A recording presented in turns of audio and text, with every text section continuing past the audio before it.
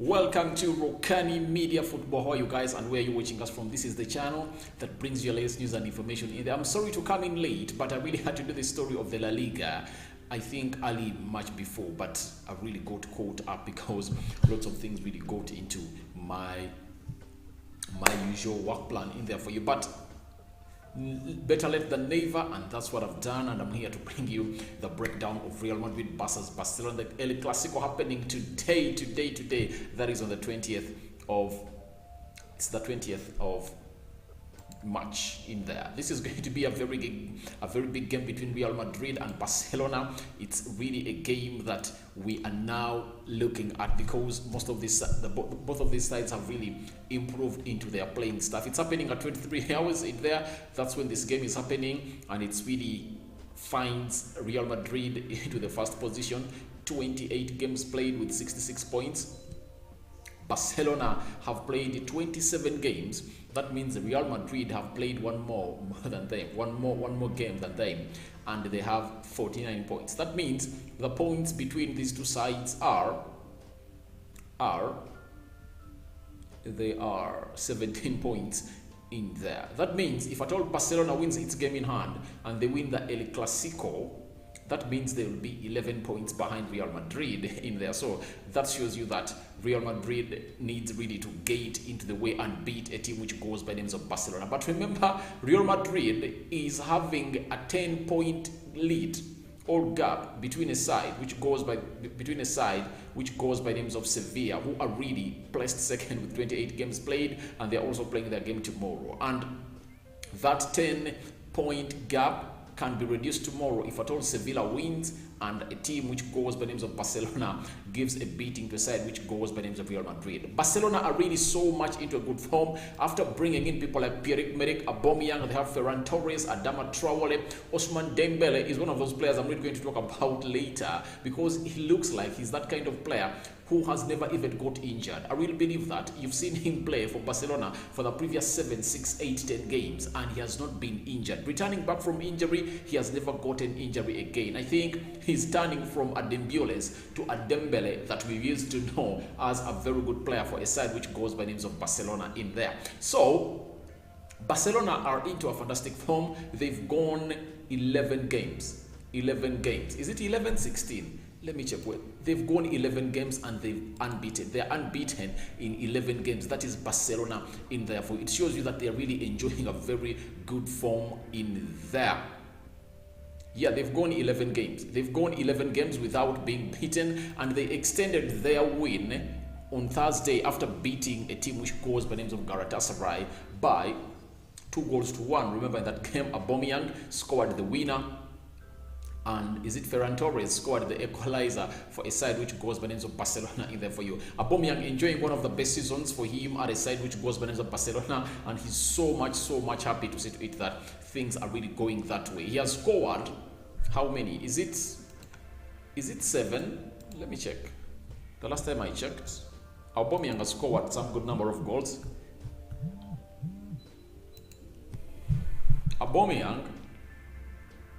The Aubameyang we are talking about, he has scored 3 goals in the UEFA Europa League and 5. That means in 10 games, Aubameyang has scored 7 goals. That is a very good goal to game ratio. 7 goals in 10 games. It shows you that he's one of the players that we are really going to look at. That's why you find him so much onto that thumbnail that we've made. He is on that thumbnail with a player who goes by names of Benzema Karim, because we really believe that that's going to be a very big tussle in there. And Karim Benzema, talking about Karim Benzema, he's one of the players that is doubtful to play into that midfield of a side which goes to play onto the attacking side of a side which goes by names of Real Madrid, because he is really battling with an injury and they're struggling to see to it that he really gets fit tomorrow. And in the biggest game of the season for Real Madrid, because even if they play one game, the biggest game for Madrid ever is between them and a team which goes by the name of Barcelona. If at all you have not known the grudge, this grudge has been here for so long, and it really lost some steam when Ronaldo left and went to Juventus, because Ronaldo versus Messi had really put it another competition altogether. Now Messi was in Barcelona and he left for PSG. Now it has also lost a lot of steam, but it has really got back to the level we expect it to be, because Barcelona really looked bad ever since Messi left and it was not competing. But the sacking of Koeman and the replacing him of Xavi, one of the best players I've seen playing to that midfield, has really taken this to another level. And Barcelona has gone 11 games unbeaten. All the players are playing with courage and they are really doing lots of things for a side which goes by names of Barcelona and Xavi. So tomorrow I expect Real Madrid to start with the following players in there.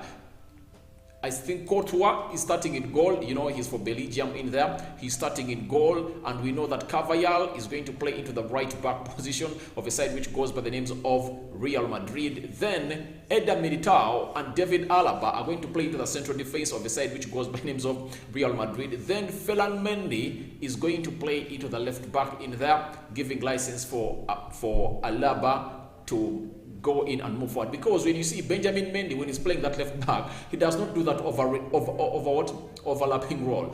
There is the way he does it go, and Alba goes in front of him because Alba is good going forward. You know that very well. We go to the midfield because Real Madrid plays with a 4-3-3. Casemiro is back in there. Remember, he missed out on a very big game between them and PSG, but they managed to win them by 3-1, and he's returning to Bernabeu in there. And remember, he was sent off during this game last season in there at Bernabeu. Toni Kroos, who has struggled with injuries, he's expected to be back after playing 90 minutes against Mallorca. That is a player who goes when Toni Kroos is expected to play. And Luka Modric, who really produced a very good midfield exposure against a side which goes by the names of PSG, is really returning into the starting lineup of a team which goes by the names of Real Madrid. When you look at the right wing or the right forward, that's going to be Marc Asensio in there. Then Karim Benzema, however much he's down with the injury, he has spent 1 week without training. We wait him to see whether the Frenchman will come and push in there. Vinicius Junior, who had 4 contributions in his last 5 outings, the Brazilian is expected to come in and do the needful in there for you. Talking about Karim Benzema, why this game is crucial for him, Karim Benzema might go down in history in there for really scoring a lot of goals in his ever season in Real Madrid. Because remember, he has scored 22 goals in 25 appearances in La Liga. He has scored 8 goals in 7 appearances of the Champions League. In the Super de España, he scored 2 goals. So that means he has 32 goals in 34 games. That is really a very good output from Karim Benzema. So when you look at him and Aubameyang, they are really going to be facing one another in a tie that is really going to be so much depending on them, because Aubameyang is scoring goals for fun. We know that Aubameyang is one of those center forwards that is going to come in and give you those goals in there, those orthodox number 9 in there, who is going to stand in goal and really cause havoc to any of the team that comes across him in there. That is Aubameyang in there for you. But Karim Benzema's form is so much reliant, and Barcelona are going to rely on it a lot, because they've been creating chances. Before they're coming in of Aubameyang, they've been creating chances, but they never had that person who is going to really execute those chances. And Aubameyang comes in at Barcelona at the right time. That's why they are even going for Edson Cavani. And Edson Cavani said, I'm going to stay at Manchester United until the end of the summer.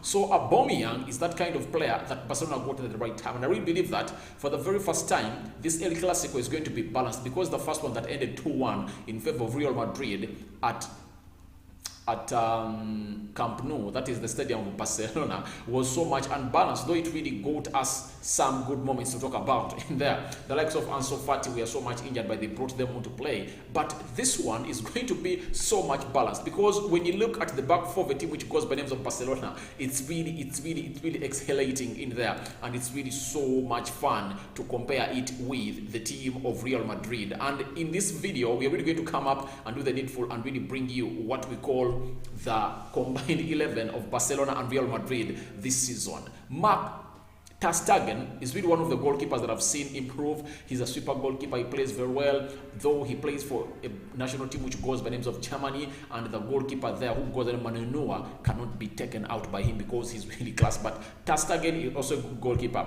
Dan Alves, who never featured into that game of Thursday, I really know that he was really put out because of the reason They played on Thursday and this game was on Sunday. So you cannot get a 38-year-old player who you think is going to be so much influential into these El Clasicos, because he has played very many of them. That is Dani Alves in there for you.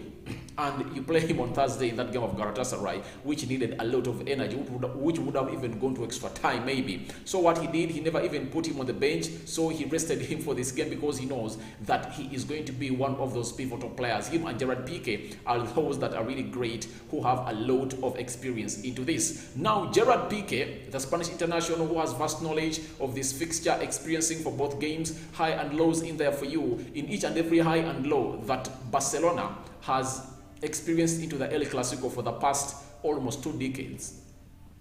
Gerard Piqué has been part, and I know what it means, him and Dani Alves partnering into that defense in there. Gerard Piqué is going to play the central defense with Eric Garcia. Eric Garcia was at a team which goes by names of Man City, and he then came in to a side which goes by names of Barcelona in there. Jordi Alba, you know him, he's really one of the excellent left fullbacks that we have into the world football, and he's consistently producing numbers in the final third in there. So you expect him to be into that starting 11 of a side which goes by names of Barcelona. The midfield 3, Sergio Busquets, Pedri, and Frankie de Jong, is really excellent. Is really excellent in there, and I really feel like this midfield 3 is doing wonders in there, especially Pedri in there for you. Pedri is a wonder, If I told you, remember that goal that he really scored against Galatasaray with his technique and composure, oh my God, you'll get to know that this guy comes from another planet in there altogether. Then we look at the forwards. The right forward is going to be Ousmane Dembele. I've told you that Ousmane Dembele is in the form of his life. Ever since he left Dortmund, I've never seen Ousmane Dembele enjoying the game of football as he is enjoying it right now at Barcelona. Ever since